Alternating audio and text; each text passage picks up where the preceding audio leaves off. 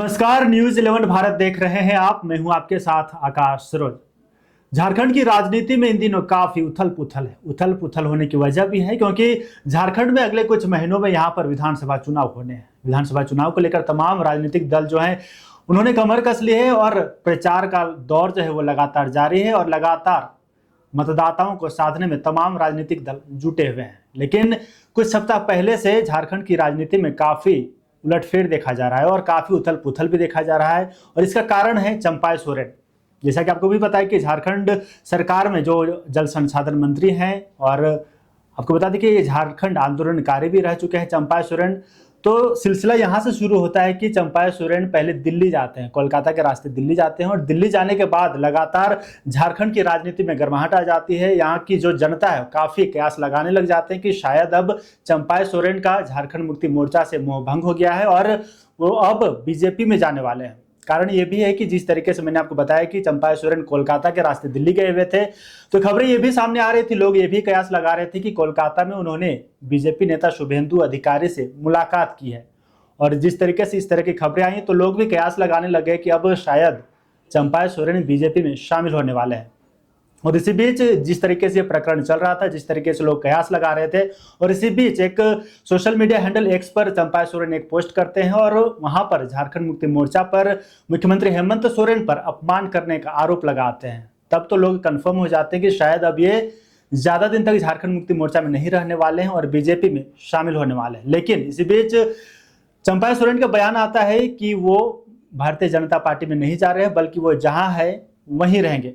हालांकि जिस तरीके से दिल्ली से आने के बाद वो कोलकाता के रास्ते झारखंड आते हैं, झारखंड में वो जमशेदपुर में वो मीडिया से मुखातिब होते हैं, वहां भी एक बार फिर से चंपाय सोरेन कहते हैं कि वो जहां हैं वहीं रहेंगे। लेकिन उन्होंने ये भी कह दिया था कि अब वो संन्यास नहीं लेंगे। जिस तरीके से उन्होंने दिल्ली गए थे तो उन्होंने 3 ऑप्शन रखे थे। पहला, वो या तो राजनीति से संन्यास लेंगे, दूसरा या तो वे अपनी पार्टी बनाएंगे, या फिर तीसरा अगर कोई उनका साथ देते हैं तो उनके साथ हो जाना चाहेंगे। लेकिन पहला जो ऑप्शन था वो संन्यास लेने का, संन्यास लेने को लेकर उन्होंने कह दिया कि हम संन्यास नहीं ले रहे हैं क्योंकि कार्यकर्ताओं ने उन्हें कहा है और कार्यकर्ताओं के प्यार को देखते हुए उन्होंने संन्यास लेने से इनकार कर दिया। लेकिन अब जिस तरीके से वो कोल्हान दौरे पर हैं, वो जिस तरीके से उनके बयान आया कि कोल्हान को लेकर, कोल्हान में 14 सीटें आती है। कोल्हान जो क्षेत्र है, कोल्हान प्रमंडल है, उनमें 3 जिले आते हैं, पूर्वी सिंहभूम, पश्चिमी सिंहभूम और सरायकेला खरसावां। पश्चिमी, आपको मैं बता दूं कि पश्चिमी सिंहभूम जिले में कुल 6 विधानसभा सीटें हैं, सरायकेला खरसावां जिले में कुल 3 विधानसभा सीटें हैं और पूर्वी सिंहभूम जिले में कुल 5 विधानसभा सीटें हैं। यानी कि कुल मिलाकर 14 विधानसभा सीटें आती हैं कोल्हान क्षेत्र में।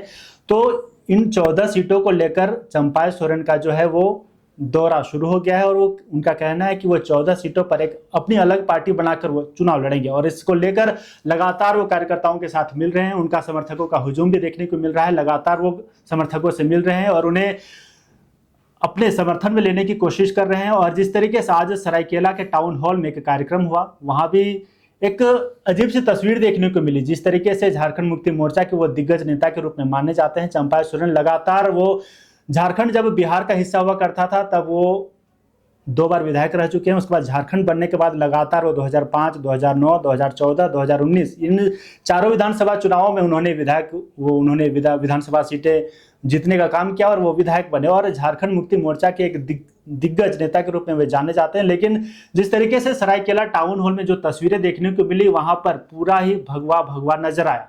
ऐसे में अब झारखंड की जनता भी अब कयास लगाने लगे कि आखिर भगवा क्यों।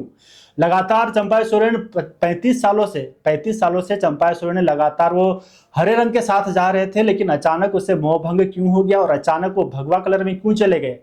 तो इस तरीके से कई तरह के कयास लगाने लग गए हैं कि अब क्या होगा, आगे क्या होगा। जिस तरीके से लोग ये भी कयास लगा रहे थे कि वो बीजेपी में जाने वाले हैं और जिस तरीके से सरायकेला में इस तरह की तस्वीरें देखने को मिली, भगवा रंग के झंडे दिखाई दिए, रंग दे तुम्हें गेरुआ, भगवा जो वहां पर फव्वारे छोड़े गए वो भी भगवा कलर का ही नजर आया। ऐसे में अब कयासों का बाजार जो है वो लगातार गर्म है और अब देखने वाली बात होगी कि आगे क्या कुछ होता है। आगे वो जो पार्टी वो बनाने वाले हैं, पार्टी का नाम क्या होगा, हालांकि पार्टी का क्या नाम होगा इसकी अभी जानकारी नहीं है, लेकिन आगे क्या कुछ होगा। विधानसभा चुनाव भी है अगले कुछ महीनों में, तो अब देखने वाली बात होगी कि चंपाय सोरेन का अगला एक्शन क्या कुछ होता है। फिलहाल मेरे साथ इतना ही और आप भी देखते रहिए न्यूज 11 भारत। नमस्कार।